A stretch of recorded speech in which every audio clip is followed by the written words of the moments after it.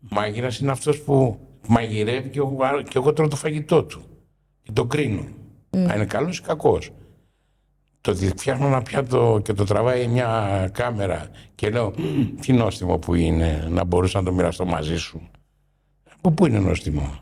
Για εκείνον, και έτσι όπως το λέει εκείνος.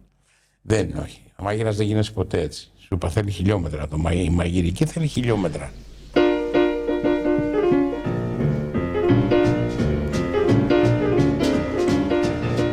Γεια σας και καλώς ήρθατε σε ένα ακόμα κελάρι. Είμαι η Σοφία Τσίκου και θέλω να σας ζητήσω πολύ γρήγορα να κάνετε subscribe στο κανάλι μας και να μας ακολουθήσετε σε Instagram και TikTok για να μεγαλώσει αυτή η όμορφη παρέα που έχουμε φτιάξει.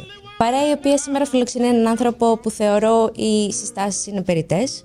Το όνομά του είναι το βιογραφικό του και σήμα κατά τεθέν είναι εκείνο το μουστάκι που ξέρουμε όλοι που δεν νομίζω ότι το έχει ξυρίσει και ποτέ του. Μαζί μας ο κύριος Λευτέρης Λαζάρου. Καλησπέρα, Σεφ. Καλώς ήρθατε. Καλησπέρα στο κελάρι. Το έχω ξυρίσει μια φορά, μόνο μια φορά, για να κάνω έκπληξη σε κάποιους. Και πώς την πήραν αυτή την έκπληξη? Δεν με γνώρισε κανείς. Άρα είναι σήμα κατά τεθέν, όπως το είπες. Να πω κάτι πριν ξεκινήσουμε. Εγώ Ολυμπιακός δεν είμαι. Εγώ είμαι εθνικός, αλλά είμαι κρυφοολυμπιακός. Γιατί όπως καταλαβαίνεις, 3 γενιές πειραιώτης, το αίμα νερό δεν γίνεται. Εκεί ήθελα να καταλήξω. Δεν υποστηρίζω για κάποια άλλη ομάδα. Είμαι παιδί των 2 τροχών και της ταχύτητας. Γι' αυτό και σπούδασα αθλητική δημοσιογραφία για το MotoGP. Αλλά δεν υπήρχε περίπτωση να φιλοξενήσω έναν πειραιώτη, να έχετε σηκώσει κούπα και να μην ντυθώ στα κόκκινα σήμερα. Το θεώρησα αγένεια. Όπως βλέπεις, το εκτιμώ πάρα πολύ. Αν και εγώ το μπλε μου είναι το θαλασσινό. Πάντα στη ζωή μου, γιατί είναι και η θάλασσα και ο εθνικός. Και μάλιστα μέσα από το κανάλι σου θα κάνω και μια έτσι κύριε Μαρινάκη, βοήθα και εμάς που λατρεύουμε το εθνικάκι.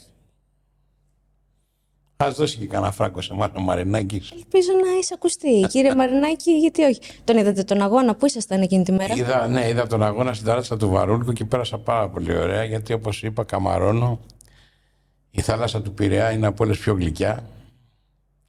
Καταλαβαίνεις, λοιπόν, μπορεί να είμαι εθνικός, αλλά δεν μπορώ να κρύψω τα αισθήματά μου για την πόλη που γεννήθηκα, για την πόλη που έζησα, για την πόλη που ζω, για την πόλη που ανδρώθηκα, για την πόλη που αγάπησα, ερωτεύτηκα και όλα αυτά και όλα αυτά και όλα αυτά. Πειράζει μια πολύ ανθρώπινη πόλη.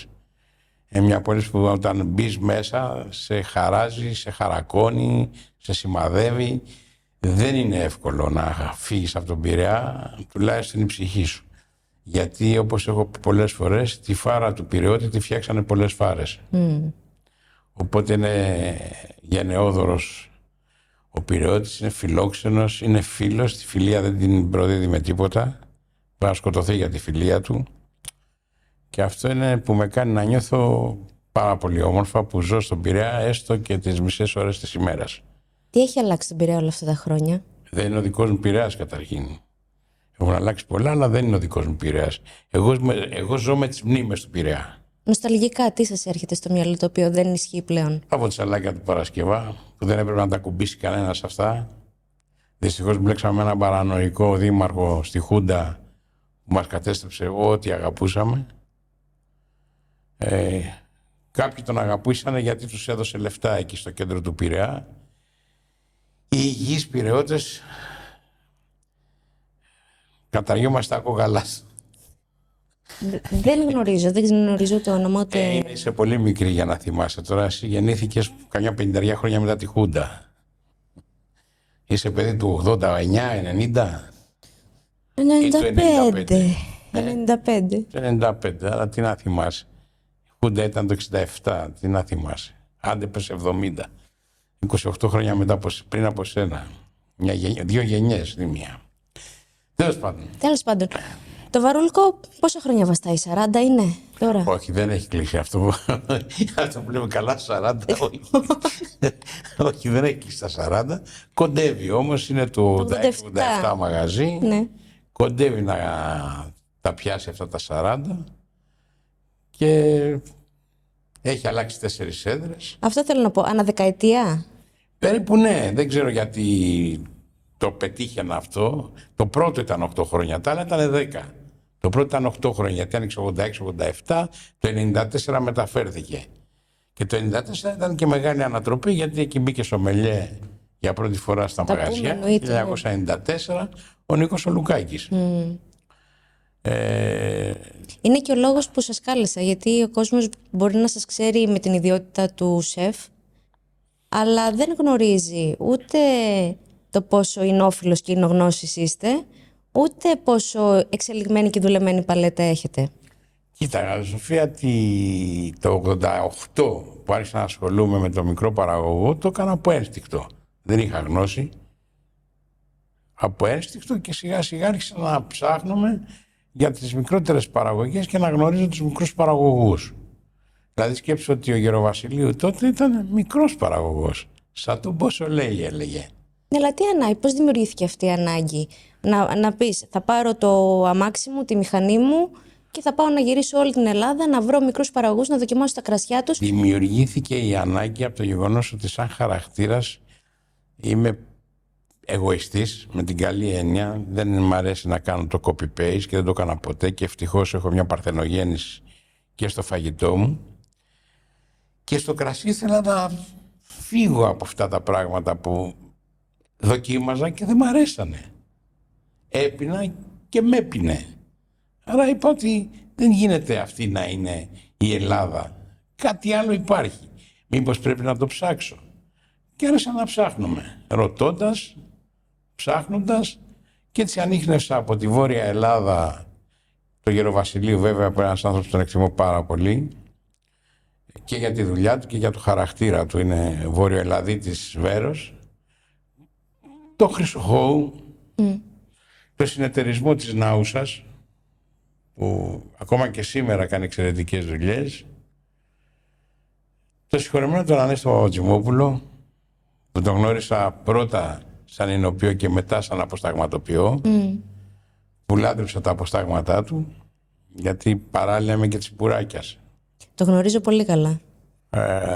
Κατεβαίνοντας λίγο την Ελλάδα και φτάνοντας εκεί στην Θήβα, Βιωτία και τριγύρω από εκεί, βρήκα τον Χατζημιχάλη που τότε έκανε εξαιρετικές δουλειές και παραμένει ο άνθρωπος με εξαιρετικές δουλειές, απλά νομίζω ότι έχουν μπει κι άλλοι στον χώρο και έχει μεγαλώσει και έχει αφαιθεί λιγάκι σε άλλα πράγματα. Εννοείται, όλα αυτά, μιλάμε τώρα για εμφιαλωμένο κρασί σε μια εποχή που μεσουρανούσε το χύμα και ο ασκός. Το κακό είναι ότι μεσουρανεί ακόμα. Γιατί όταν μιλάμε για εμφιαλωμένο κρασί, μιλάμε για αστικά κέντρα, μιλάμε για Αθήνα, μιλάμε για νησιά, άρα λίγο Θεσσαλονίκη και μέχρι εκεί καλά πάμε. Από εκεί και πέρα το χύμα και στα αποστάγματα και στα τσίπουρα και στα κρασιά. Ευτυχώς ο ασκός έχει μπει σε πολλά εστιατόρια και ευτυχώς ο ασκός και όχι το πλαστικό μπουκάλι μετάγγιση στο καρτούτσο. Σίγουρα ο κόσμος έχει εκπαιδευτεί τα τελευταία χρόνια, σίγουρα αναζητά κάτι και αυτή είναι και μια μεγάλη δυσκολία στα κρασιά που δουλεύουν πάρα πολλές ετικέτες. Ένας επισκέπτης δηλαδή, και είναι ένας επισκέπτης που είναι και repeater στο εστιατόριο, από το γεγονός ότι τον έχεις μάθει να δοκιμάζει και να ανιχνεύει κρασιά μέσα από σένα και να βρίσκει, ενώ υπάρχει ένα εξαιρετικό κρασί στη λίστα, στο απορρίπτει, όχι γιατί δεν του αρέσει, γιατί θέλει να δει κάτι άλλο, θέλει να δοκιμάσει κάτι άλλο. Αυτό είναι πολύ θετικό. Και αυτό είναι θετικό, αλλά είναι και απ' την άλλη λίγο στενάχωρο να βγάλεις έναν παραγωγό που σου αρέσει πάρα πολύ, που έχει εξαιρετική δουλειά, γιατί σταματάει η πώλησή του, όχι γιατί φταίς εσύ, γιατί ο επισκέπτης σου θέλει να δοκιμάσει κάτι άλλο. Μου μιλάτε τώρα για τα πολύ γνωστά εινοποιεία. Μιλάω και για γνωστά, μιλάω και για μικρούς παραγωγούς, πολύ μικρούς παραγωγούς που τους κάνουμε πολύ γνωστούς. Γιατί εμένα πάντα η δυσκολία μου ήταν να πουλήσω το κάτι έξτρα, το κάτι άγνωστο, γιατί ο πελάτης θέλει να πάει στο λίγο πιο γνωστό, που είναι ασφαλές για εκείνο. Πρόσεξε όμως ότι το Βαρέλκο έχει μια ιστορία που κοντεύει τα 40 χρόνια, που παλεύει το μικρό παραγωγό από το 1988-89. Αντιλαμβάνεσαι λοιπόν ότι υπάρχουν αυτή τη στιγμή επισκέπτες του Βαρούλγου που τους πήρα στα χέρια μου στην ηλικία μου, δηλαδή άνοιξε το Βαρούλγο όταν ήμουν 32-33 και σήμερα είμαστε όλοι αυτοί 70+. Οπότε καταλαβαίνεις ότι είναι τελείως διαφορετική η σχέση που έχω χτίσει εγώ με το κρασί. Το λένε ότι εμείς μάθαμε κρασί από τον Λαζάρου. Φτιάξαμε κάβες από τον Λαζάρου. Φτιάξανε κάβες στα σπίτια τους. Αγοράζουν κρασιά, παλαιώνουν, δηλαδή κάνουν αυτό που κάνω εγώ. Το 1994 που φτιάχτηκε η λίστα σας, το κελάρι σας, είχατε σομελιέ. Είχε απήχηση στον κόσμο. Το 88 έγινε η λίστα μου. Και το 94 βάλατε σομελιέ. Το 94 έρθει και σομελιέ. Ο Νίκος ο Λουκάκης. Λουκάκης. Που τότε προς τιμήν του Δημήτρη του Λίτινα, δεν ξέρω αν έχεις γνωριστεί με τον Δημήτρη. Όχι, όχι. Αλλά η ερώτηση μου είναι πώς το πήρε ο κόσμος. Ήταν ανοιχτός σε μία λίστα με εμφιαλωμένο κρασί και σε έναν σομελιέ να τους υποδεικνύει το τι θα πάρουνε? Κοίτα, ο κόσμος καταρχήν το ότι έμπαινε στο Βαρούλικο έμπαινε συνειδητοποιημένος ότι θα βρει κάτι άλλο από τις πρώτες μέρες της λειτουργίας του. Γιατί ήμουν γνωστός στον κόσμο σαν μάγειρας. Οπότε δεν τους έκανε εντύπωση μετά από ένα χρόνο λειτουργίας στο εστιατορείο, 1,5, το ότι εγώ άρχισα να μιλάω για μικρούς παραγωγούς. Έμπαινε μέσα, καθόταν στο τραπέζι και πριν καν αποφασιστεί τι θα φάει, ζητούσε ένα λακτερός ή ζητούσε ένα μπομιβέρ, σαν Γάια Κλάους. Και εγώ ήμουν αυτός που έλεγε: θα σου δώσω να δοκιμάσεις κάτι άλλο, αν δεν σ' αρέσει, θα στο πάρω και θα στο κάνω λακτερός εγώ. Οπότε δεν πήγαινα με έναν τρόπο επιθετικό. Πήγαινα με έναν τρόπο ότι είμαι εδώ για να σου δώσω κάτι καλύτερο. Όπως μαγειρεύω να φας κάτι διαφορετικό, άσε με να σου δώσω και ένα κρασί που πιστεύω θα σ' αρέσει πολύ περισσότερο. Έτσι έπεισα.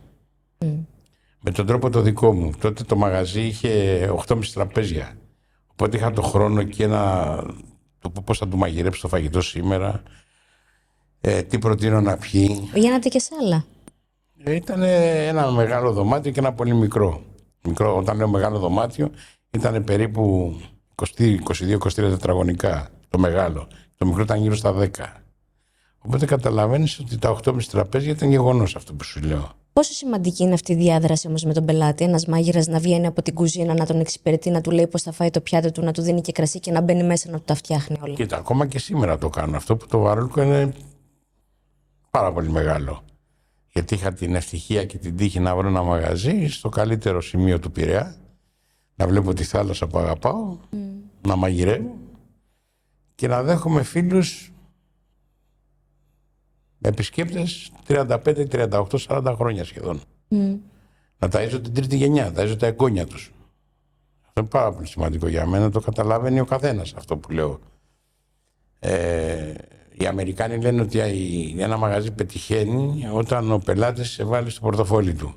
Δηλαδή την κάρτα σου να τη βάλει στο πορτοφόλι του. Αυτό εννοεί. Και...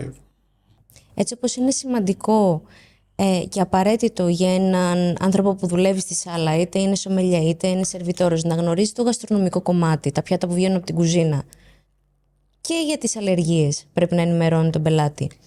Είναι αντίστοιχα το ίδιο απαραίτητο για ένα μάγειρα να γνωρίζει από κρασί? Νομίζω πως ναι. Νομίζω πως ναι. Κακώς τα παιδιά της κουζίνας δεν ενημερώνονται για το κρασί, κακώς δεν κάνουν ένα σεμινάριο για το κρασί, γιατί καταρχήν πολλές φορές θα χρειαστεί να μαγειρέψεις με κάποια κρασιά το φαγητό σου. Δεν θα μαγειρέψεις με ένα νοσικό. Το κρασί από μόνο του είναι κάτι ζωντανό, κάτι τελείως διαφορετικό. Τελείως διαφορετική γεύση θα πάρεις αν ρίξεις ένα ρίζλικ μέσα στο φαγητό σου από ένα βαρελίσιο σαρδονέ. Τελείως διαφορετικά πράγματα θα εισπράξεις. Επειδή ο Έλληνας είναι του αλμυρού και του γλυκού, δηλαδή είμαστε ένας ουρανίσκος παράξενος. Μπορούμε να φάμε ένα γλυκό στο τέλος του γεύματος ή του δείπνου και μετά να φάμε φιστίκια αιγίνης και μετά να ζητάμε σοκολατάκια. Είναι παράξενο το πόσο γρήγορα φεύγει από τη μια γεύση και πάει στην άλλη.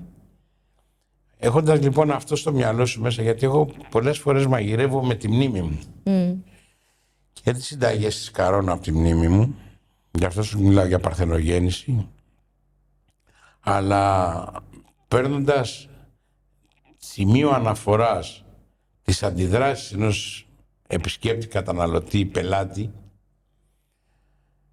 Έχω χρησιμοποιήσει μοσχάτο λίμνου στο φαγητό μου. Το χρησιμοποιώ ακόμα. Δίνω την ένταση της γλύκας και του καυτερού, βοηθώντας το μοσχάτο λίμνου με ένα μπούκοβο. Το οποίο μπούκοβο το αλέθω για να πάει παντού. Δεν είναι αυτές οι φλιδίτσες γύρω-γύρω. Γιατί εκεί την παίρνεις το καυτερό στην πυρουνιά σου και η δεύτερη πυρουνιά Δεν έχει. είναι γλυκιά. Γιατί είναι το μοσχάτο λίμνου. Άρα πρέπει να το κάνω σκόνη αυτό. Να πάει παντού. Άρα πρέπει να το χρησιμοποιήσω μες στο ζωμό. Όχι να το ραντίσω το φαγητό από πάνω. Θεωρώ ότι όταν μαγειρεύει ο μάγειρας και εκτελεί, πρέπει να σκέφτεται. Πρέπει να δουλεύει το μυαλό πολύ. Και αυτό πώς ξεκίνησε σε μένα. Ο πατέρας μου έλεγε όταν μαγειρεύαμε παρέα, 10 μέτρα μία κόβε. Το 10 μέτρα ήταν 10 φορές να σκέφτεσαι και μία να λειτουργείς. Οπότε αυτό με έχει σημαδέψει ακόμα και μετά από τόσα χρόνια μαγειρικής εμπειρίας ή μαγειρικής πορείας.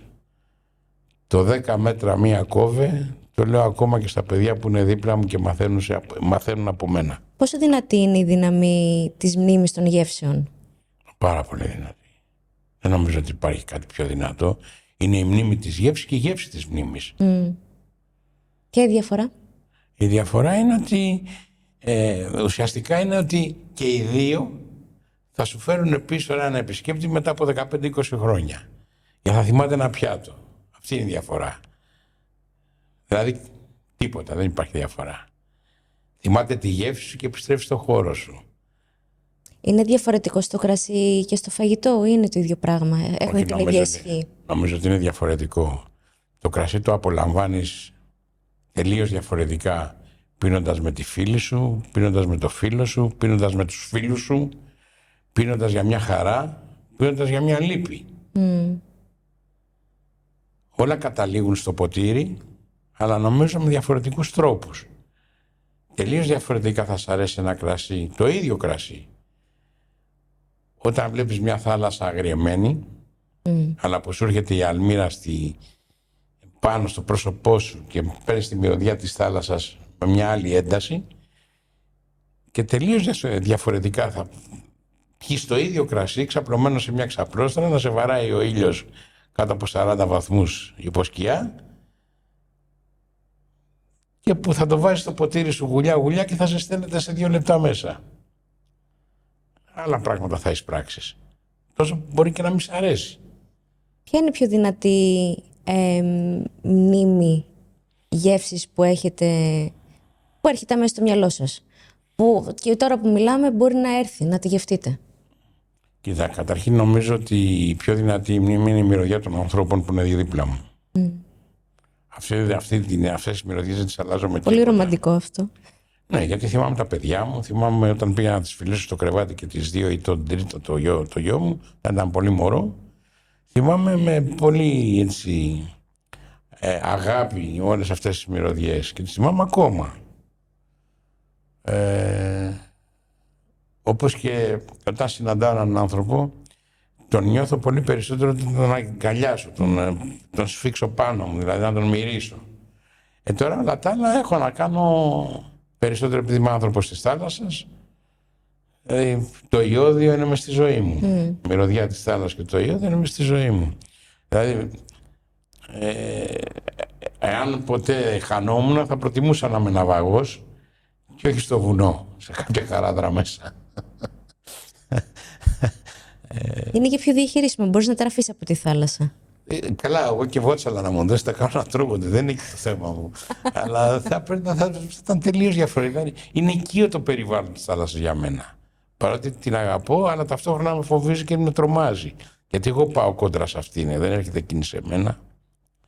Οπότε το έχω πει και αυτό, γιατί έχω κάνει ναυτικός, ότι αν η θάλασσα ήταν ήρεμη, αυτό που είδα σήμερα δηλαδή ερχόμενος εδώ, δεν θα έβγαινα από το καράβι, δεν θα άλλαζα επάγγελμα. Θα ήμουν καραβομάγειρας ακόμα και σήμερα. Αλλά τι έχετε συναντήσει? Όταν δένεις κατσαρόλες με σκοινιά για να μην στις πάει πάνω από τη φωτιά το μπότζι, όταν είσαι στην Πρίμη και ξαφνικά βλέπεις την πλώρη να τη χάνεις μέσα στη θάλασσα, μέσα στο κύμα και μετά να την ξαναβλέπεις στα 10 μέτρα ψηλά, αυτό δεν νομίζω ότι κολακεύει τους ανθρώπους να γίνουν θαλασσόλικοι. Τι είναι πιο τρομακτικό όμως, να μαγειρεύεις σε θαλασσοφουρτούνα για 10 άτομα ή σε ένα εστιατόριο στη Στεριά για 400? Και τα δύο τρομακτικά είναι. Και τα δύο είναι πολύ τρομακτικά. Απλά στα 10 άτομα σε θαλασσοταραχή κινδυνεύεις.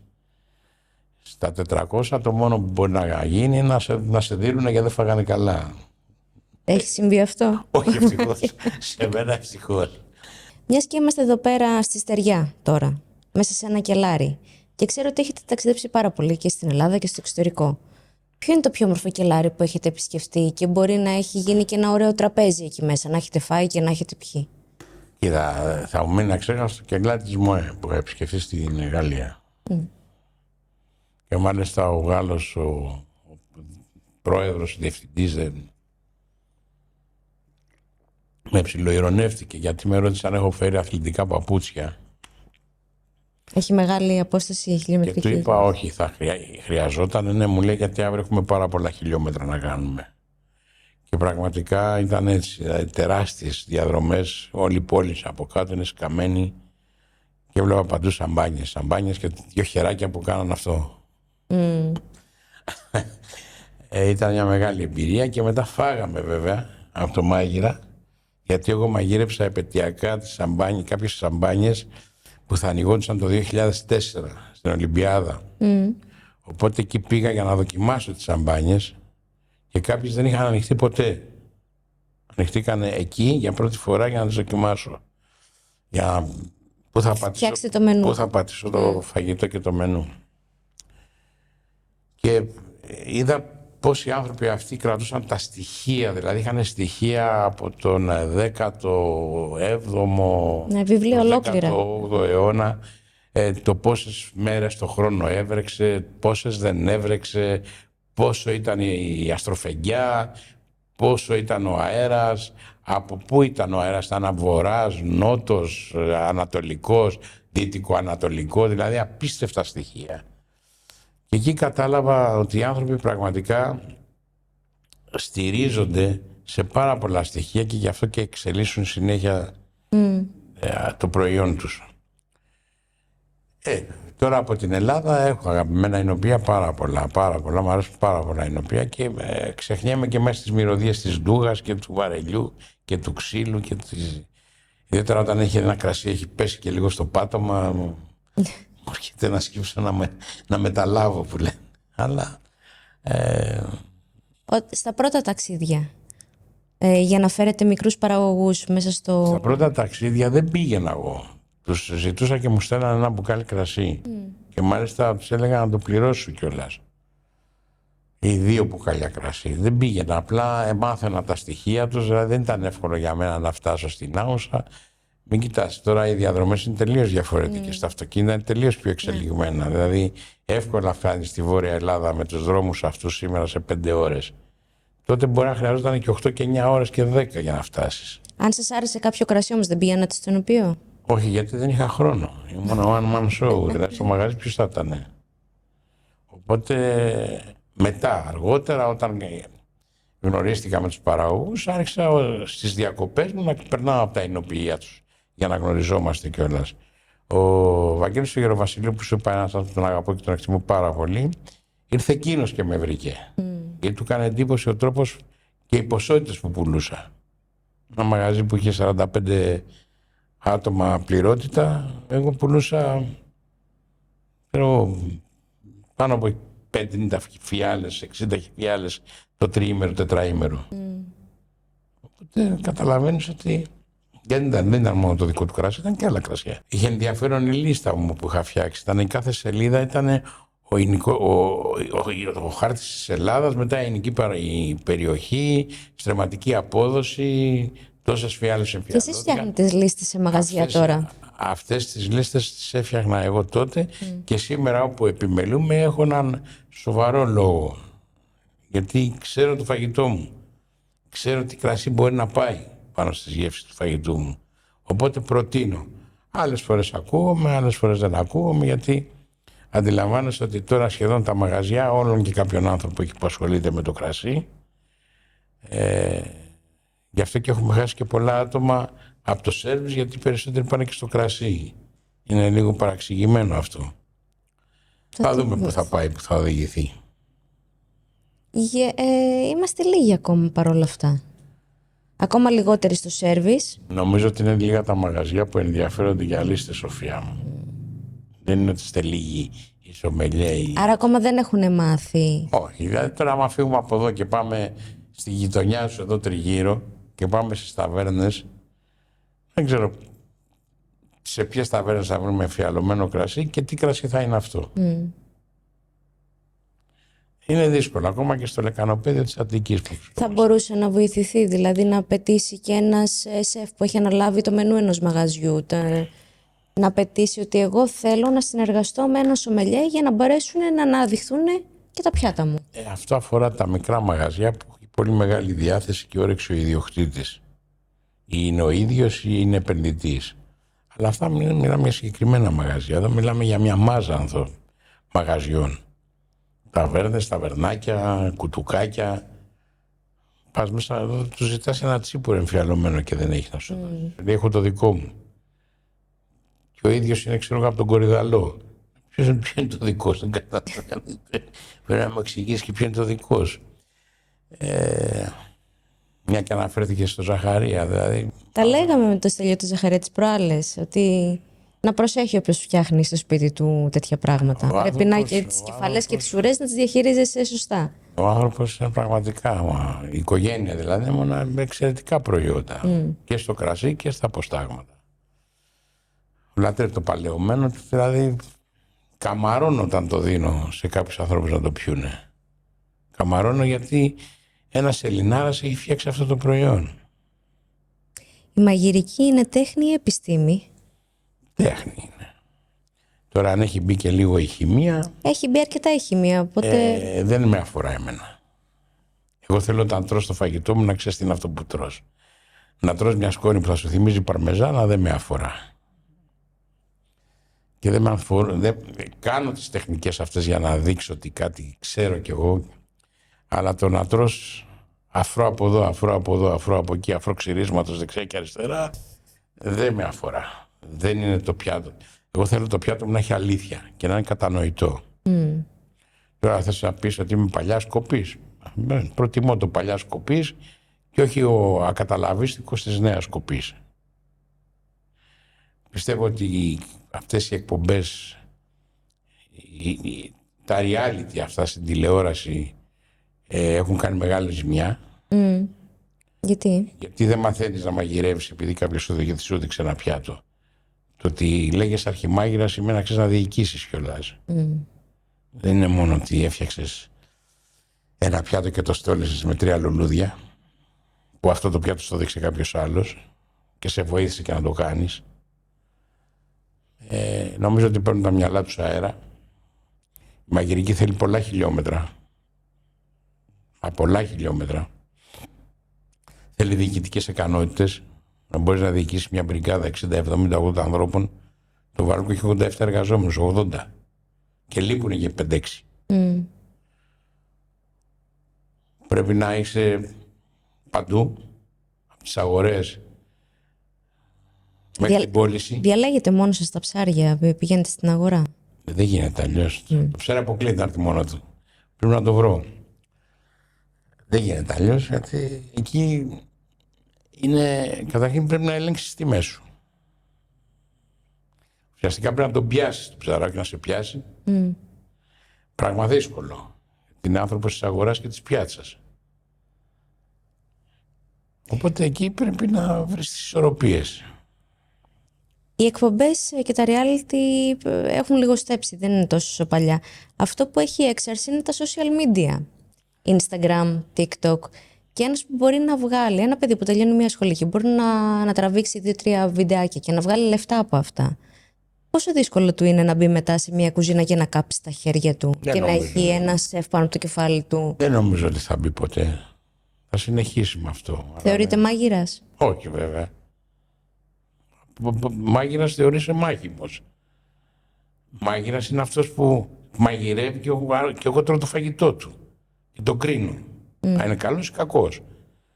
Το ότι φτιάχνω ένα πιάτο και το τραβάει μια κάμερα και λέω τι νόστιμο που είναι, να μπορούσα να το μοιραστώ μαζί σου.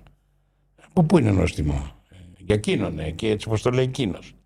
Δεν είναι, όχι. Ο μάγειρας δεν γίνεσαι ποτέ έτσι. Σου είπα θέλει χιλιόμετρα. Η μαγειρική θέλει χιλιόμετρα. Δεν είναι τηλεοπτικές ή instagramικές εικόνες και φιγούρες. Θέλει την πράξη, να γίνεις αποδεκτός. Κάποτε όταν η Ελλάδα δεν είχε οικονομικά προβλήματα, γιατί τώρα έχουν οικονομικά προβλήματα. Τα νέα παιδιά που δουλεύουν και δεν φτάνει ο μισθός, μέχρι το συνταξιούχο που η σύνταξη φτάνει μέχρι το πρώτο 15ήμερο. Κάποτε αυτά τα πράγματα είναι τελείως διαφορετικά. Τότε συγχωρούσες και κάπου που δεν έτρωγες καλά και ξαναπήγαινες. Τώρα δεν συγχωρείς. Τώρα τον απορρίψεις τέλος. Αυτό δεν είναι και λίγο άδικο?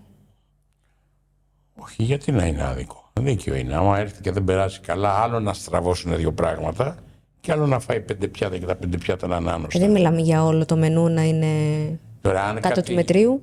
Αν κάτι του. Πρόσεξα, αν έρθει κάποιος πελάτης μου και μου λέει και μου πει ότι ξέρεις αυτό που μου σερβίρεσαι δεν μ' άρεσε, δεν μου βγήκε εμένα γευστικά. Μπορεί να έχει μια αποδοχή 90% και σε αυτό να μην αρέσει. Το αφαιρείς από τον λογαριασμό. Κάτι που δεν ευχαριστήθηκε σε μένα, το πληρώνεις. Δεν υπάρχει πιο τίμιο από αυτή τη σχέση. Γιατί ούτε και εκείνος έχει πρόβλημα να πληρώσει 10 ευρώ παραπάνω, ούτε και εσύ να εισπράξεις 10 ευρώ παραπάνω. Οπότε εκεί χτίζεις τη σχέση σου. Εννοείται. Και το λέει πάντα. Ρε παιδί μου, πήγα και του είπα: ξέρεις, αυτό δεν μου βγήκε εμένα το πιάτο, δεν μου άρεσε, τα φέρεις στο λογαριασμό. Αυτή η αδιαφορία που γίνεται σε κάποια μαγαζιά, ενώ υπάρχει ξέρω, κάποιο πρόβλημα στο πιάτο και σου λέει ότι αχ, αυτή η τρίχα δεν είναι από την κουζίνα, νομίζω ότι είναι από εσάς. Πάρ' το πίσω πιάτο, ρε παιδάκι μου τώρα, ή μην προσβάλλεις. Πάρ' το. Συγγνώμη, να σας τα αλλάξω. Έτσι χτίζεις τις σχέσεις. Είπε ότι δεν κάνει ο σομελιέ κάποιοι που κάνουν κάποια λάθη. Όταν ο επισκέπτης έχει μια δική του άποψη στο κρασί, τον προσβάλλει μπροστά στη συντροφιά του. Όχι, αυτό είναι λάθος. Και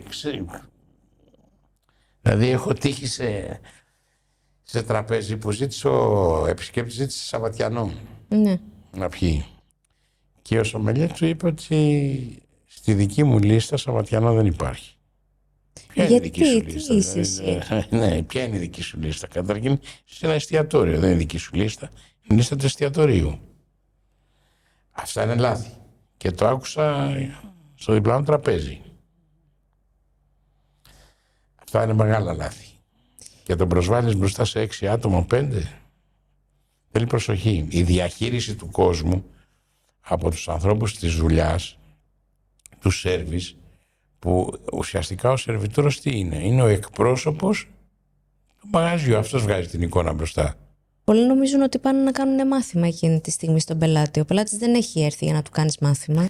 Αυτό πρέπει οπωσδήποτε να συζητιέται με πολλές κουβέντες από τον διευθυντή, από τον μέτρ, από τον ιδιοκτήτη, στα παιδιά που εργάζονται μέσα στο χώρο.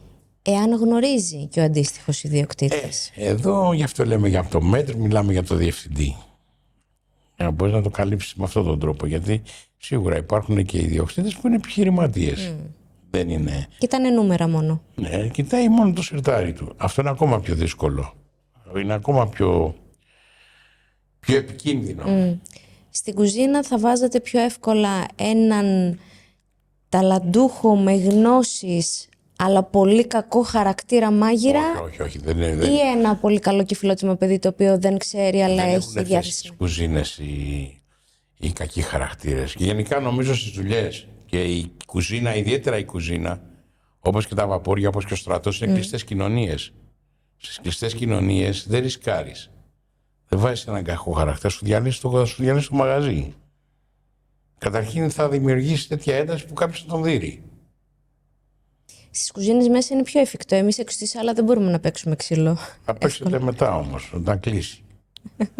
Ή θα είναι τέτοια η αντιπαλότητα που θα υπάρχει που αυτό θα βγει εις βάρος του επισκέπτη. Στον πελάτη, ναι. Δεν γίνεται. Οι κακοί χαρακτήρες δεν χωράνε σε καμιά δουλειά. Δεν είναι θέμα εστιατορίου ή σε ένα ιατρείο. Δηλαδή φαντάσου μια ιδιαίτερα σε ένα ιατρείο που είναι δίστροπη. Και απαντάει στο τηλέφωνο, λες και είναι ο Έρικος Ντινάν. Ξέρω εγώ, δεν είναι δύσκολο πολύ. Νομίζω ότι δεν έχουν τύχη αυτοί οι άνθρωποι επαγγελματικοί.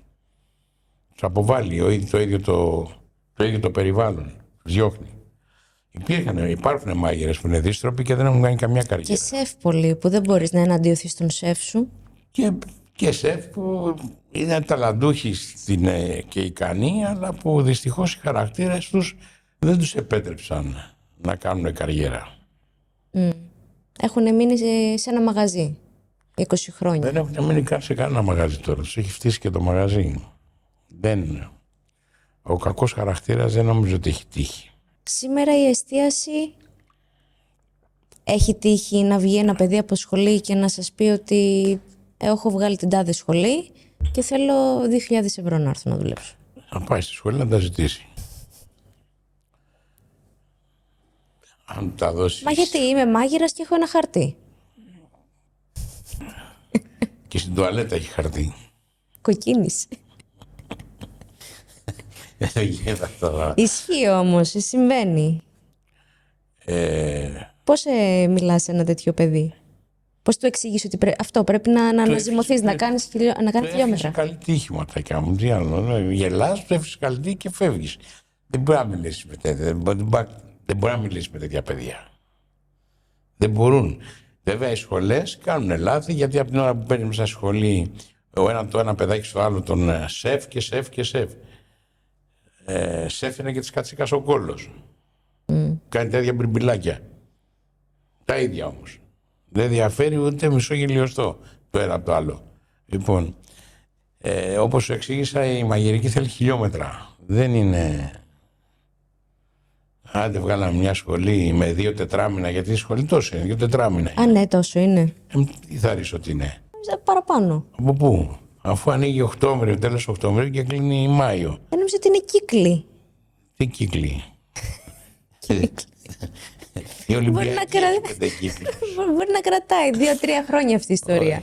Δυστυχώς δεν είναι έτσι. Ξεκινάει τον Οκτώβρη τέλος, βγάλε ένα μήνα διακοπές Χριστούγεννα και Πάσχα, βγάλε την εξεταστική του πρώτου τριμήνου, πώς τα λένε, και του δεύτερου.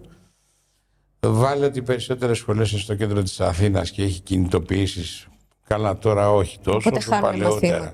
Οπότε χάνανε και 5-6 μέρες από τις απεργίες, γιατί το παίρνανε και σαν άλλο ότι δεν μπορούσαν να φτάσουν, γιατί δεν είχε λεωφορείο, ενώ τα περισσότερα έχουν μηχανάκια.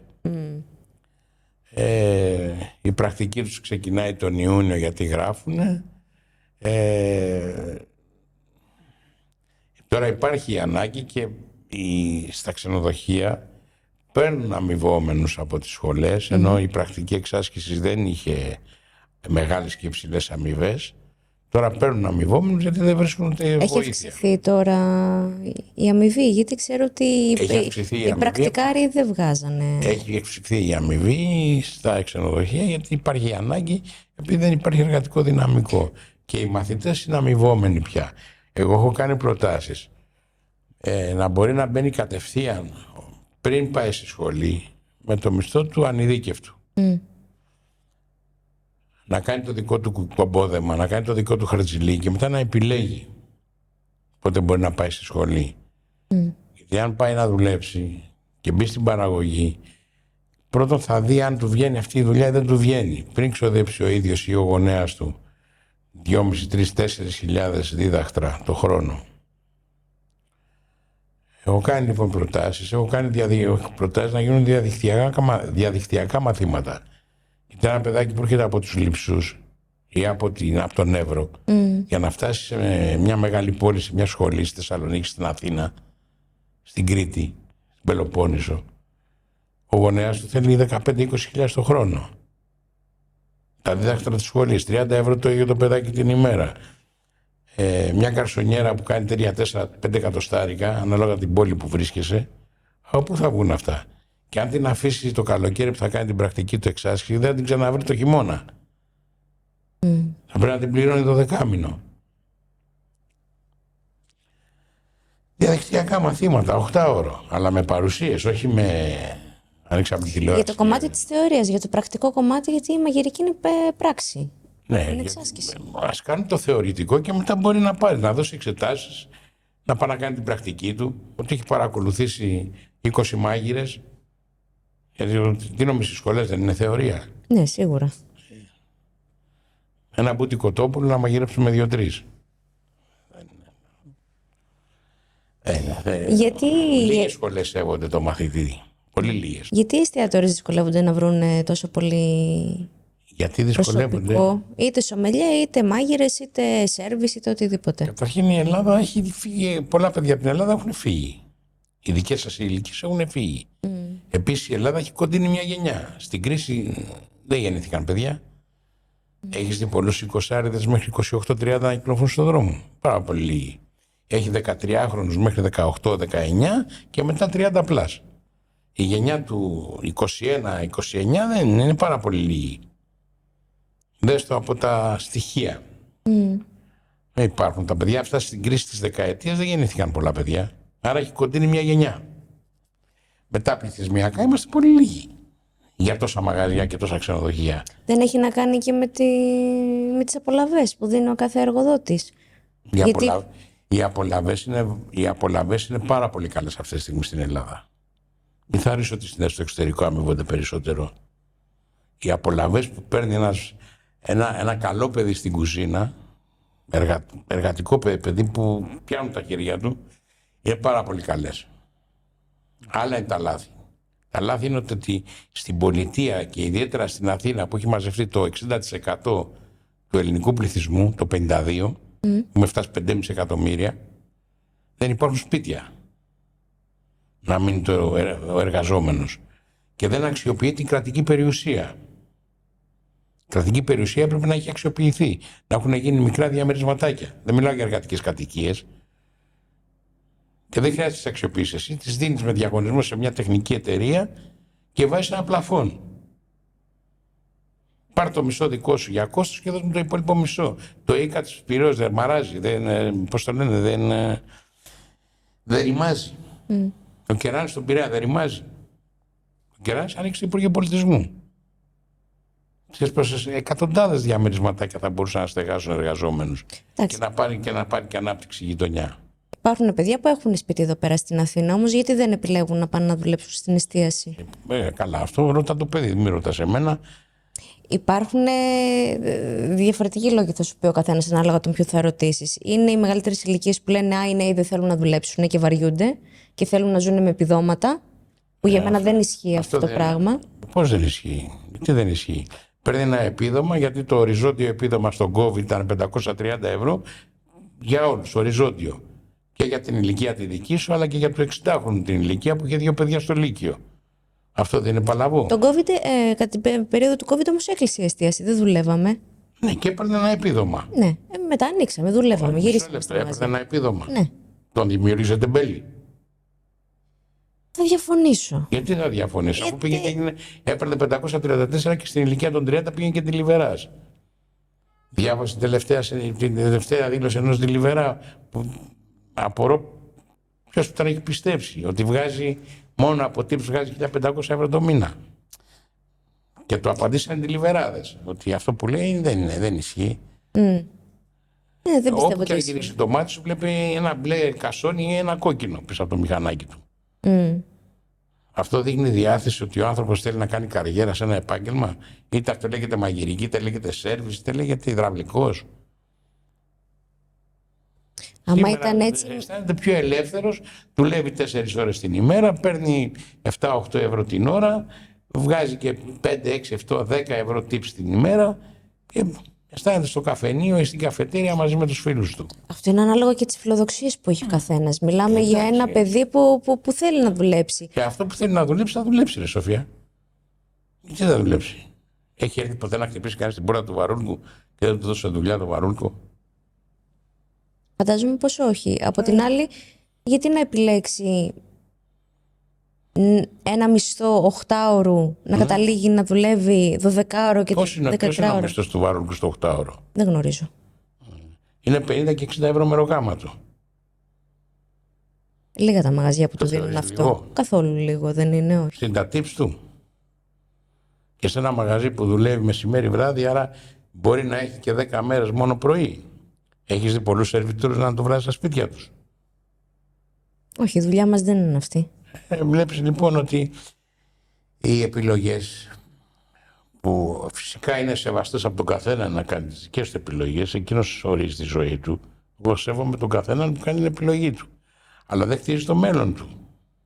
Είμαι λίγο καιρό έξω από αυτό το χώρο και από τη σεζόν που έκανα πιο παλιά, αλλά θυμάμαι, δεν ξέρω αν έχουν αλλάξει οι καταστάσεις, μακάρι να έχουν αλλάξει, το εύχομαι.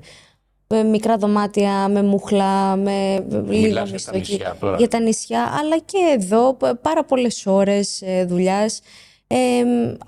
Ανάλογα το τι μαγαζί σου κρατούσαν τα tips. Ο εργαζόμενος που δουλεύει περισσότερες ώρες αμείβεται, Σοφία. Μακάρι, το ελπίζω. Μακάρι. Δεν συναναστρέφεις σε μαγαζιά, δεν ακούς, δεν ρωτάς. Δεν μπορεί να μην ρωτάς, ρωτάς. Ακούω διαφορετικές εκδοχές. Ανάλογα το μαγαζί, να πω την αλήθεια. Σαφώς, αλλά είναι επιλογή δική σου να είσαι σε ένα μαγαζί που δεν είναι καλός εργοδότης. Υπάρχουν μαγαζιά που έχουν καλούς εργοδότες και κακούς εργαζόμενους και το ανάποδο. Κακούς εργαζόμενους και καλούς εργοδότες. Ένας καλός εργαζόμενος προσπαθεί να βρει έναν καλό εργοδότη. Αυτή είναι η ισορροπία. Και ένα πολύ καλό περιβάλλον. Ένας εργοδότης μπορεί να είναι καλός εργοδότης άμα δεν γνωρίζει το αντικείμενο. Άμα δεν έχει δουλέψει σερβιτόρος, άμα δεν έχει δουλέψει μάγειρας. Καλά, εγώ δεν δούλεψα ποτέ σερβιτόρος. Ναι, αλλά έχουν καεί τα χέρια σας. Ναι, αλλά δεν Και έχετε μείνει με 4 ώρες ύπνου την ημέρα για να βγει. Δεν το ζητάω όμως από τον εργαζόμενο μου αυτό, ούτε να κάψει τα χέρια, ούτε να κάτσει 4 ώρες να δουλέψει 15-18 ώρες. Ένας άνθρωπος με πολύ ειλικρίνεια και του λέει αυτές είναι οι ώρες που θα δουλέψεις. Και ό,τι δουλέψεις παραπάνω θα αμυνθείς. Δεν είναι, οι πληγές είναι αλλού. Δεν είναι στον κόσμο στα παιδιά. Οι πληγές είναι ότι παρασύρονται από αυτό που σου ανέφερα πριν, από εκπομπές, που νομίζω ότι συμμετέχοντας σε ένα reality έχει γίνει μάγειρας, από τις σχολές που δεν υπάρχει διδακτέα ύλη σωστή, από τις περισσότερες. Υπάρχουν 2-3 σχολές που σαφώς ξεχωρίζουν. Από το κράτος που είναι στον κόσμο του, η πολιτεία κοιμάται. Θέλει να έχει τουριστικό προϊόν και κοιμάται τον ύπνο του δικαίου. Γιατί μου αναφέρεσαι τώρα στα νησιά πριν από 15 χρόνια που ήταν μουχλιασμένα τα δωμάτια. Ναι, και σήμερα μπορεί να είναι έτσι. Στο χέρι του είναι να καθίσει όμως, με τέτοια ζήτηση που υπάρχει. Και δεν έρχονται παιδιά στο Βαρούλκο να ζητήσουν. Έρχονται παιδιά στο Βαρούλκο. Θα μπορούσε το Βαρούλκο να είναι μια σχολή από μόνο του.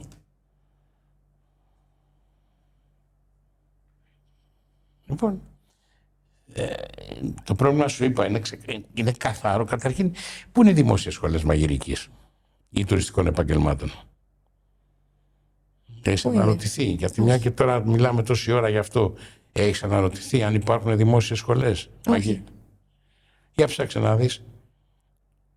Μια και κάνεις μια εκπομπή και είναι ωραία, για ψάξε να το βρεις και αυτό, για να κάνεις ένα θέμα γύρω από αυτό. Άρα ένας εργοδότης τι θα προτιμήσει, θα πάρει ένα παιδί από μια ιδιωτική ή μια δημόσια σχολή, αν υπήρχε? Δεν υπάρχουν δημόσιες σχολές. Αν υπήρχε. Ή θέλει το όνομα ο εργοδότης? Η ιδιωτική σχολή με καλύπτει ότι κάτι καλύτερο έχει μάθει? Δεν ξέρω. Όχι, Παναγιά. Σε μια χώρα που θες να λες ότι έχεις τουριστικό προϊόν, οι σχολές πρέπει να κεντάνε. Η σχολή της Ρόδου, που ήταν ΕΣΤΕ, έβγαλε στελέχη. Έβγαλε και εμένα. Και όπου πήγα στον κόσμο να μαγειρέψω, βρήκα συμμαθητές μου σε πολύ μεγάλες θέσεις. Αυτές οι σχολές έχουν γίνει ΕΚ. Και δεν υπάρχει κανένα budget για αυτές τις σχολές. Δεν υπάρχουν κρατικές σχολές. Έχουν απαξιωθεί. Και η Ανάβησος και η Κέρκυρα και η Ρόδος και το Γαλαξίδι και το Ναύπλιο. Δεν υπάρχουν αυτές οι σχολές. Στο Κοκκίνι Χάνι μαγειρεύουνε με ρεφενέ. Σοφία, φέρε κανένα μακαρόνι να βράσουμε αύριο να κάνουμε μια συνταγή με μακαρόνια.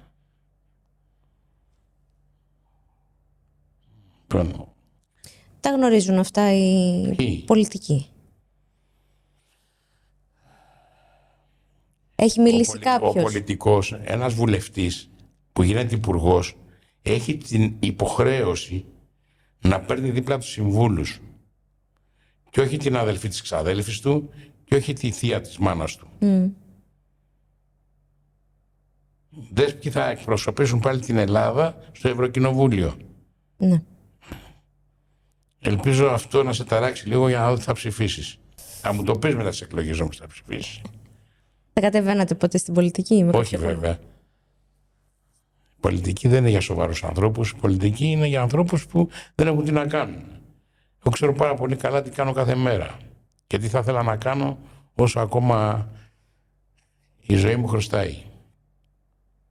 Κανένα κόμμα δεν σας συγκινεί?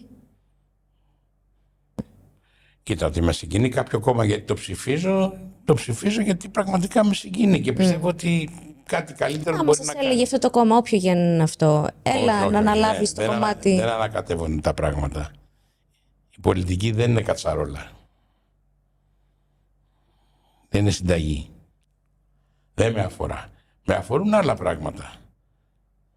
Να πάω σαν σύμβουλος να δημιουργήσω μια ωραία σχολή, να προβάλλω τη χώρα μου στο εξωτερικό, τα προϊόντα της, να μιλήσω για πολλά πράγματα, μια και έχω και καλό λόγο. Θα πηγαίνατε σε ένα δήμο στον Πειραιά κάτω, να πιάσετε τον εκάστοτε δήμαρχο να του πεις κάθε Σαββατοκύριακο θα μαγειρεύουμε θα μαθαίνουμε στα παιδιά να μαγειρεύουνε. Θα αρέσει ότι δεν το έχω κάνει. Και τι έχει γίνει? Εσύ τι έχεις δει? Τίποτα. Μπράβο, ευχαριστώ. Δεν δέχτηκε κανένας? Ή δεν φτάνουν τα κονδύλια, ας πούμε?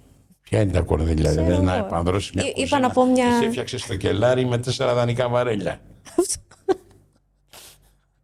Τόσο Ισχύει. δύσκολο είναι. Ισχύει. Δεν υπάρχει διάθεση.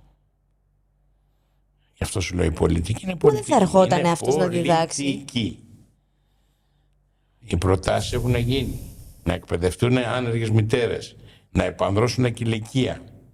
Να τρώνε τα παιδάκια πιο καλά. Όπως το είχα κάνει όταν πηγαίναν τα παιδιά μου στο σχολείο στη Χήρη. Προτάσεις υπάρχουν. Αυτιά δεν υπάρχουν. Δεν θέλουν να προχωράμε? Τι συμβαίνει? Γεια σου. Δεν θέλουν την εξέλιξη, να μαθαίνει ο κόσμος? Νομίζω ότι ο καθένας από αυτούς βολεύεται. Βολεύεται με έναν μπαχυλό μισθό και αν το δεις, δηλαδή, ποιοι είναι οι πολιτικοί που σε εκπροσωπούν στο Ευρωκοινοβούλιο? Αυτοί που ψηφίσαν ότι η Ελλάδα αποστάζει μόνο στα φύλλη?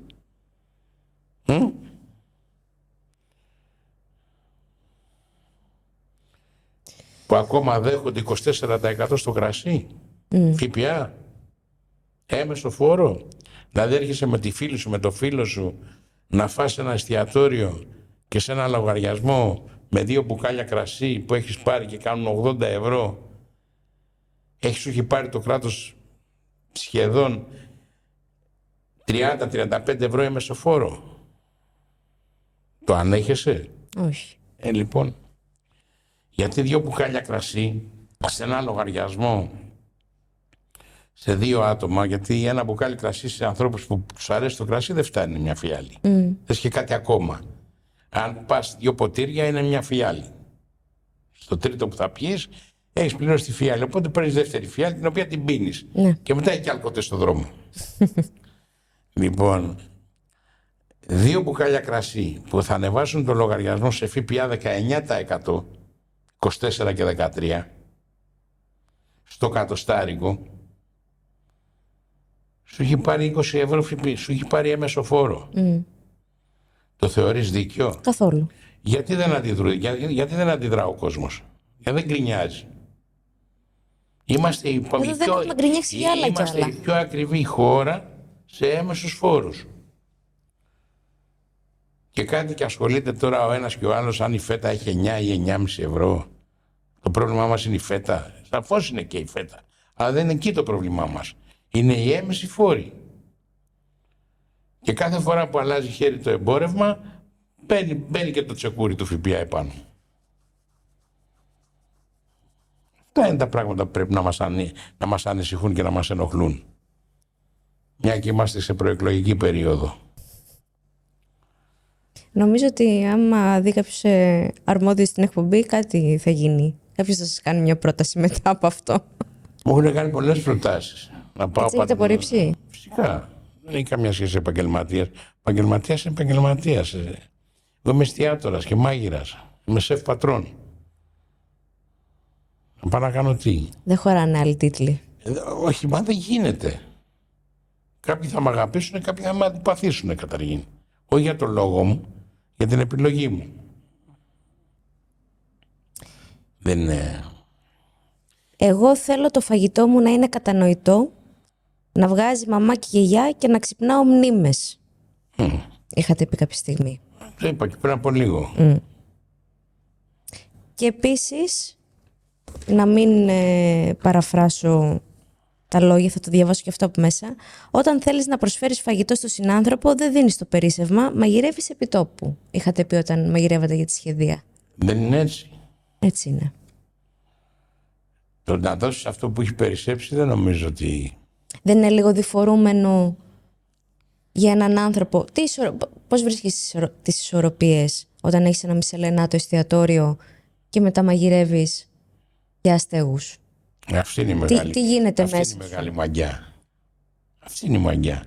Ποιος είπε ότι ένας άνθρωπος που έχει ένα Μισελέν, το φαγητό για τους άστεγους, δεν πρέπει να είναι νόστιμο? Δεν είπα αυτό. Πρέπει να είναι πάρα πολύ νόστιμο. Ακόμη Πρέπει να είναι περισσότερο, και πάρα ναι. πολύ ωραίο.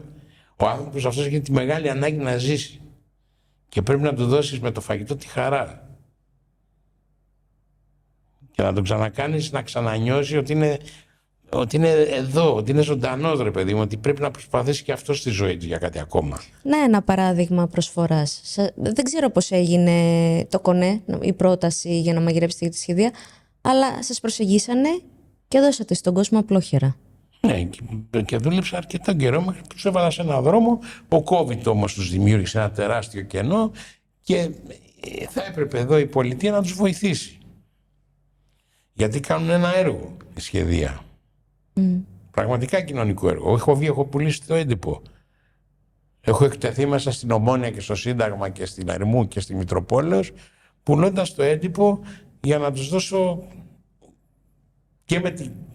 και το κουράγιο μου και να τους δώσω και τη διάθεση να προχωρήσει και εκείνος, να μην τρέπεται να πουλάει το έντυπο. Ότι το έντυπο είναι ένα κεφάλαιο για εκείνο να ξεκινήσει ξανά τη ζωή του. Υπάρχει βοήθεια από τους περαστικούς ή απαξίωση? Όχι. Τουλάχιστον σε μένα και με τους ανθρώπους που έχω πουλήσει το έντυπο, ξεπουλούσαμε σε πολύ λίγο χρόνο. Δεν θα ξεχάσω μια πολύ έτσι επώνυμη τραγουδίστρια και που ήμουν και πολύ συμπαθής, που είχε πουλήσει, αλλά δεν είχε πουλήσει, ψιλοντρεπότανε λιγάκι και δεν ήταν... Εγώ είμαι και λίγο... Τι δεν θα πάρεις σχεδία? Πιο aggressive, ναι. Τι δεν θα πάρεις σχεδία, δεν δυνατόν.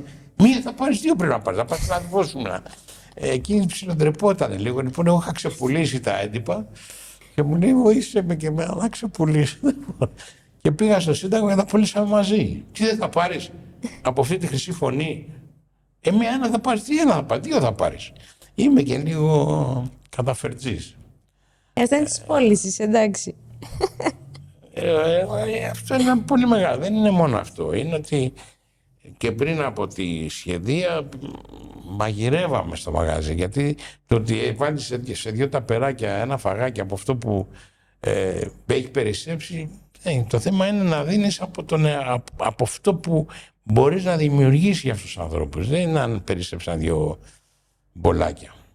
Πολλοί περνάγαν από το βαρέλκο και τους βάζαμε και τρώγανε σε ένα ωραίο τραπεζάκι που είχαμε φτιάξει για αυτούς. Γιατί ήταν και άλλα πράγματα. Γιατί πήγαιναν και κάπου αλλού που ερχόντουσαν παιδιά που ήταν καμένα, τελείως καμένα. Και εκεί περίμενα να έρθουν να τους μαγειρέψω, να φάνε το φαγητό. Γιατί αν το άφηνα στο ψυγείο, μπορούσε να το φάει με το ίδιο κουτάλι που είχε φάει ο προηγούμενος. Και εδώ μιλάμε για μολυσματικές ασθένειες. Έπρεπε να είμαι εκεί να το σερβίρω εγώ το φαγητό. Και ερχόντουσαν και άλλοι συνάδελφοι προς τιμήν τους. Και ο καθένας μαγείρευε μια μέρα τη βδομάδα. Αυτές οι ενέργειες έχουν σταματήσει ή συνεχίζονται? Αυτές έχουν σταματήσει γιατί δεν έχουμε χώρο. Τότε ήταν στον Κεραμικό που κάποιος καλός άνθρωπος μας είχε δώσει το χώρο και υπήρχε φιλοξενία εκεί. Φιλοξενήθηκαν τα παιδιά αυτά εκεί. Δεν μπορείτε να βρείτε ένα κτίριο με μια κουζίνα, δεν δίνει το κράτος? Όχι εσείς, η πολιτεία δεν μπορεί να διαθέσει ένα κτίριο με μια κουζίνα? Η πολιτεία μπορεί να το διαθέσει. Το θέμα είναι αν το κάνει. Ή το κάνει με έναν τελείως διαφορετικό τρόπο. Θα μπορούσε εδώ ο στρατός να είναι χρήσιμος. Ο στρατός δεν είναι για να μαζεύουν οι φανταριγόπες από το στρατόπεδο. Ούτε να κάνουν αποψήλωση, να κόβουν τα χορταράκια. Ο στρατός θα μπορούσε να είναι χρήσιμος σε αυτά. Έχει μαγείρους στο στρατό.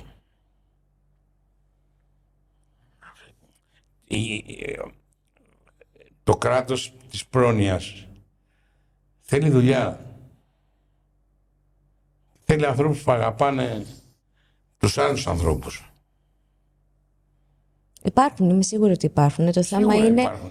Αλλά δεν, ξέρεις, για να το πάρεις από κάποιον άνθρωπο αυτό που έχει μέσα του και μπορεί να σου δώσει, πρέπει να το πάρεις. Πρέπει να βρεις τον τρόπο να στο δώσει και πρέπει εσύ να τον βοηθήσεις να το δώσει αυτό. Και να το δημιουργήσει και τις προϋποθέσεις. Ξέρω πάρα πολλούς ανθρώπους που τα παλιά τους ρούχα τα πλένανε, τα βάζαν σε μια τσαντούλα και τα πηγαίναν στους άστεγους. Τα πλέναν όμως. Δεν τα σιδερώναν, τα βάζαν σε μια ωραία τσαντούλα. Δεν τα κάναν ένα κουβάρι και τα πηγαίναν στην εκκλησία. Που τα έκανε δεύτερο τσουβάλι. Να ρωτήσω τώρα κάτι που μου δημιουργήθηκε η απορία. Ένας άνθρωπος που έχει έκθεση, είναι γνωστός, εσείς και άλλοι μάγειρες, ο Σκαρμούρτσος, ο Λουκάκος, ο Πετρετζίκης. Δηλαδή, αν δεν έχετε εσείς, που έχετε και το δημόσιο λόγο, τη δυνατότητα να καταφέρετε κάποια πράγματα, ο υπόλοιπος κόσμος πώς θα μπορέσει να κερδίσει αυτές τις μικρές μάχες? Δηλαδή, δεν έχετε ένα βήμα παραπάνω, ένα προβάδισμα σε όλο αυτό? Ωραία, και το είπες, έγινε κάτι. Εγώ δεν είδα κάτι που είπα να γίνεται. Ούτε είδα κάποιον να με φωνάζει, να με ρωτήσει πώς μπορούμε να το δημιουργήσουμε αυτό. Νομίζω πίσω από κλειστές πόρτες δεν γίνεται τίποτα. Πρέπει να το βροντοφωνάξει στα social media. Πώς περισσότερο βροντοφώναξα. Όταν το έχεις δημοσιεύσει σε έντυπα, σε εφημερίδες, σε συνεντεύξεις, πόσο περισσότερο να το βροντοφωνάξω? Να βγαίνω το βράδυ στις 2 η ώρα να γράφω συνθήματα στους στίχους με σπρέι? Λοιπόν, εγώ εδώ είμαι. Ο κόσμος ξέρει ποιος είμαι και εκείνοι ξέρουν ποιος είμαι. Ένα απλό τηλέφωνο ή ένα email μπορεί να κινήσει τα πάντα. Για να την κλείσουμε την κουβέντα. Να την κλείσουμε και να την ελαφρύνουμε λίγο. Επόμενη ερώτηση. Το λευκό κρασί πάει μόνο με ψάρι? Όχι βέβαια. Και το ανάποδο. Το ψάρι πάει μόνο με λευκό κρασί? Όχι βέβαια. Έχεις φανταστεί ένα ωραίο λουκάνικο με αρμπαρόριζα? Τι αρμπαρόριζα? Το φυτό την αρμπαρόριζα? Αρμπαρόριζα, ναι, έχεις φανταστεί? Σε τι μορφή να είναι η αρμπαρόριζα? Ψιλοκομμένη μέσα από συνομαϊτανό. Ομή? Όχι, ποτέ. Γιατί μαγειρεμένη, σοταρισμένη με το κρεμμύδι. Όχι, ποτέ. Την έχω σε μια γλάστρα και τη μυρίζω. Πάρ' το αυτό, γιατί δεν είναι μόνο για το γλυκό η αρμπαρόριζα. Ψιλόκοψε την αντί για μαϊντανό, σοτάρισε κρεμμύδι, ρίξε και την αρμπαρόριζα μέσα, κόψε και ένα ωραίο λουκάνικο όμως και κάτω λεμονάτο. Η αρμπαρόριζα να σου δώσει το λεμόνι. Κάτω άσπρο, μην το κάνεις κόκκινο. Και πιέσε ένα σοβινιόν εκεί επάνω με ένα ωραίο ψωμάκι έτσι προζυμένιο. Να δεις ότι θα φας 3 φέτες βούτα. Τι ώρα είναι τώρα, αρχίζω να πεινάω σε λίγο. Λοιπόν. Υπάρχει αντίστοιχα έτσι πέρα από την αρμπαρόριζα κάποιο υλικό που δεν το περιμένει κανένας, αλλά άμα το βάλει μέσα σε ένα πιάτο, του αλλάζει όλο το πιάτο? Που δεν το Εγώ δεν την περίμενα με την αρμπαρόριζα αυτό το πράγμα. Πάρα πολύ. Ένα πολύ υποτιμημένο υλικό. Πάρα πολλά υλικά, γιατί τα βότανα που σου δημιουργούν άλλες εντάσεις. Τσουκνίδα, έχεις φάει τσουκνίδα ποτέ? Ναι, έκανε ποντιακό με σκόρδο, την αλέθη, πάνω στο ψωμί Λοιπόν. Οι πόντιοι κάνανε πολλά τέτοια. Κάνεις ένα πέστο από τσουκνίδα. Ταυτόχρονα με φιστίκι. Με αραχίδες. Με αραχίδες? Ποια είναι η αραχίδα, ξέρεις? Το φιστίκι. Ναι. Το αράμπικο που λέμε. Ναι. Που έχει πολλές αραχίδες. Η Έγινα. Στην Καλαμάτα. Έγινα το φιστίκι εκείνης, ρε.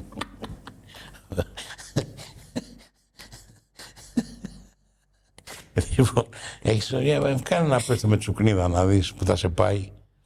Βάλε και ένα ωραίο μέσα μαλακό τυράκι, ανακάτεψε το άλλα μαζί.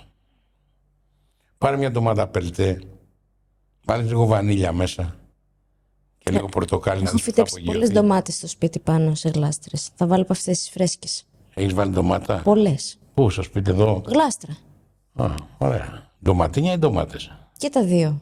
Και μαρούλια και τσάιβς έχω, να το κάνουμε λίγο πιο... Ωραία. Και ραπανάκια. Αυτό είναι για την όρεξη. Δεν είναι για τους φτωχούς ανθρώπους τα ραπανάκια. Είναι για τους πλούσιους. Ανοίγουν την όρεξη. Είναι πάρα πολλά τα υλικά που μπορείς να χρησιμοποιήσεις. Κάνε ένα ψάρι και κάνε ένα ψάρι με μανιτάρια. Ψάρι με μανιτάρια. Στη λαδόκολλα και στο φούρνο. Και στη λαδόκολλα και στο φούρνο. Βάλε και ντομάτα μέσα και άνοιξε μια νεμαία να δεις που θα πας. Νεμαία έχει και τα νίνη, έχει και τα φρέσκια ή παλαιωμένη. Άμα είναι μεσημέρι, πάρε μια φρέσκια τώρα. Αν είναι βραδάκι, πάρε μια παλαιωμένη. Πας για ύπνο μετά. Αγαπημένη ελληνική ποικιλία και διεθνής, αντίστοιχα. Όχι, το κάθε ένα με την ώρα του. Το κάθε κρασί με την ώρα του και με την παρέα του. Και με το φαγητό του φυσικά. Μ' αρέσει να ξεκινάω με ένα τσίπουρο πάντως. Και μετά με κρασί. Ή να τελειώνω με ένα τσίπουρο. Επειδή το είπατε αυτό, έχω εδώ πέρα ένα δωράκι. Ζαχαρία θα πιω. Έχω ένα δωράκι εδώ πέρα από το Στέλιο του Ζαχαρία που ήταν εδώ τις προάλλες. Μου το είχε φέρει αυτό, μου λέει κράτα το. Του λέω δεν θα το κρατήσω. Γιατί μου είπε μια ιστορία ότι του δίνεται και καταλαβαίνει από αυτή την ετικέτα από το Lost Battle. Οπότε είναι δικό σας αυτό, σας το δίνω. Αυτό το έχω κάνει για το εκ Ζαχαρία. μέρους του. Με όλη μου την αγάπη. Και νομίζω ότι θα το αποδείξω τώρα. Νομίζω ότι έχουν κάνει εξαιρετική δουλειά εδώ. Τον φώναξε και το παρουσίασε. Ναι, Θυμάσαι μαζί ποτέ, ήμασταν, ήσουν ναι. και εσύ εκεί. Έχω και μαχαιράκι να τα ανοίξω. Ναι, δουλειά σου είναι. Δουλειά μου είναι. Ανταγαρίδες θα τις καθάριζα εγώ.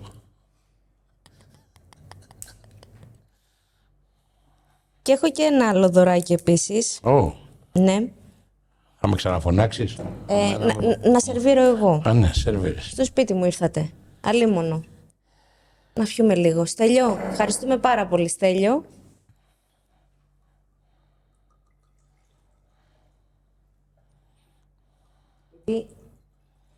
Δεν το είχα δοκιμάσει εγώ αυτό.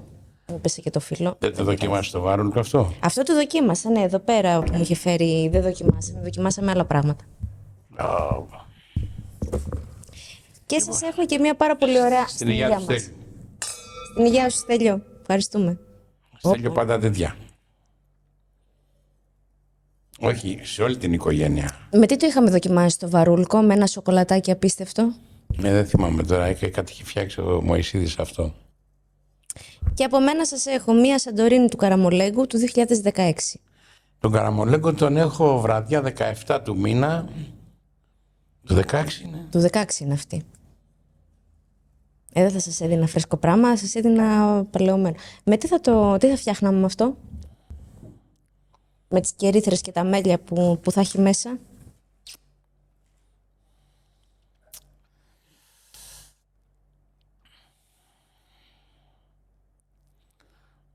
Αυτό θέλει όστρακο. Αλλά όστρακο αχνισμένο. Δεν είμαι πολύ φίλη, αλλά για να πούμε μια μικρή συνταγή έτσι. Θέλει όστρακο με ένα πολύ ωραίο ζυμαρικό. Α, Ένα λιγκουίνι. Υπάρχει ένα λιγκουίνι που είναι ζυμωμένο με λεμόνι. Και βγάζει τα ασπεριδοειδή πάρα πολύ ωραία. Και με ένα αχνισμένο κιδόνι. Κιδόνι είναι όστρακο. ναι, το όστρακο. Νομίζω ότι θα έκανε τη μεγάλη διαφορά. Ωραία, θα το φτιάξετε αυτό, θα το 17 του ανοίξετε. μήνα έχω Καραμολέγκο στη Σαντορίνη, στο βαρούλκο της Σαντορίνης. 17 Ιουνίου. Ημέρα Δευτέρα, αν θυμάμαι καλά. Ωραία, το φτιάξετε εκεί πέρα. Ναι, γιατί μου έχουν στείλει τα κρασιά που θα δουλέψω και δεν τα έχω δει, δεν τα έχω δοκιμάσει ακόμα. Αλλά αυτό πρέπει να έχει πολύ ενδιαφέρον το κρασί. 16. Όλες τις Σαντορίνες. Δεν θα σας έδινα ό,τι και ό,τι. Αλίμονο. Είναι και καλός άνθρωπος αυτός εδώ. Ευχαριστώ πολύ, Σοφία. Αλίμονο. Ευχαριστώ. Ναι. Τι να πούμε για κλείσιμο, θέλετε να πείτε κάτι στον κόσμο? Σίγουρα όχι τα κάλαντα, αλλά θέλω να ευχηθώ στον κόσμο ένα όμορφο και ήρεμο καλοκαίρι, ένα δροσερό και να μην μας κάψει ο ήλιος. Το κρασί έχει όλες τις ώρες του, δηλαδή προτιμώ να ανοίγει στη θάλασσα ένα ωραίο κρασί και να το συνοδεύει ακόμα και με το φρούτο του, με μια φρουτοσαλάτα. Το τσιπουράκι για τι ώρα είναι? Το τσίπουρο είναι για μετά. Το τσίπουρο, αυτό το τσίπουρο είναι για μετά. Δηλαδή μπορώ να χτυπήσω κάποιον ή να τον βρίσω άσχημα αν επιλέξει κάτι άλλο και όχι αυτό το τσίπουρο. Δηλαδή από τον καιρό που τον ανακάλυψα. Στέλιο. Το Στέλιο τον ήξερα πολύ καιρό, αλλά από τον καιρό που ανακάλυψα αυτό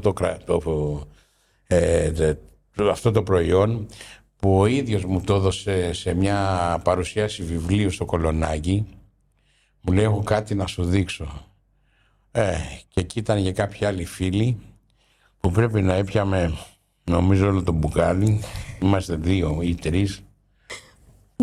Το πια μόνο το μπουκάλι και ήμουνα με τη μοτοσικλέτα. Και έφυγα σαν βρεγμένη γάτα, σιγά. Τώρα δεν μπορώ να μην ρωτήσω σαν παιδί των 2 τροχών, όπως είπα και νωρίτερα. Τι οδηγάτε και ποια είναι η αγαπημένη σας μηχανή?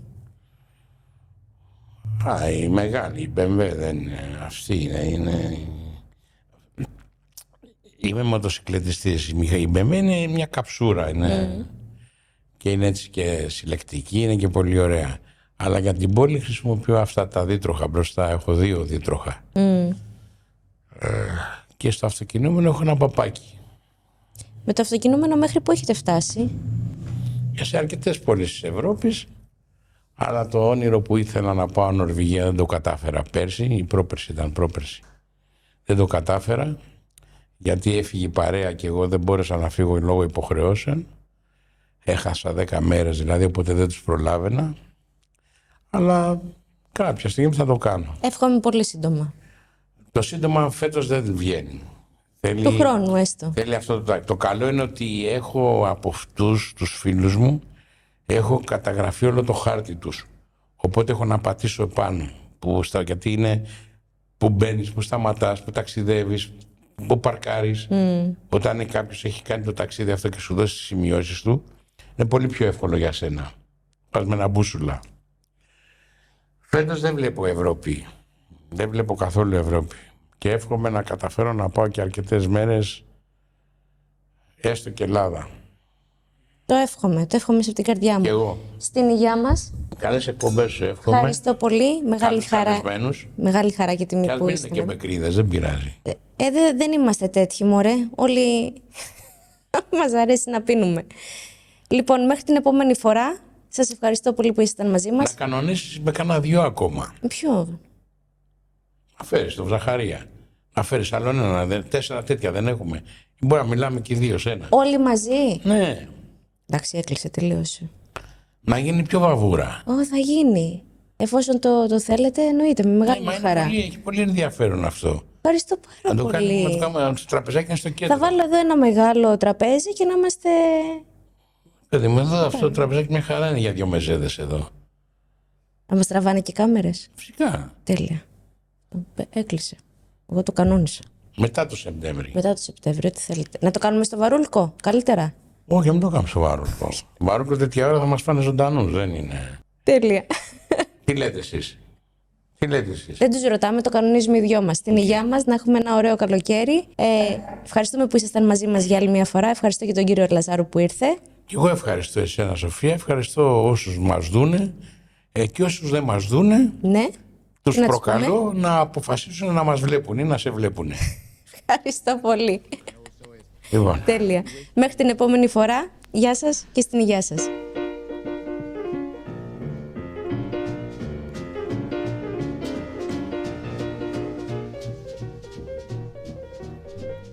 Let it roll, let it roll.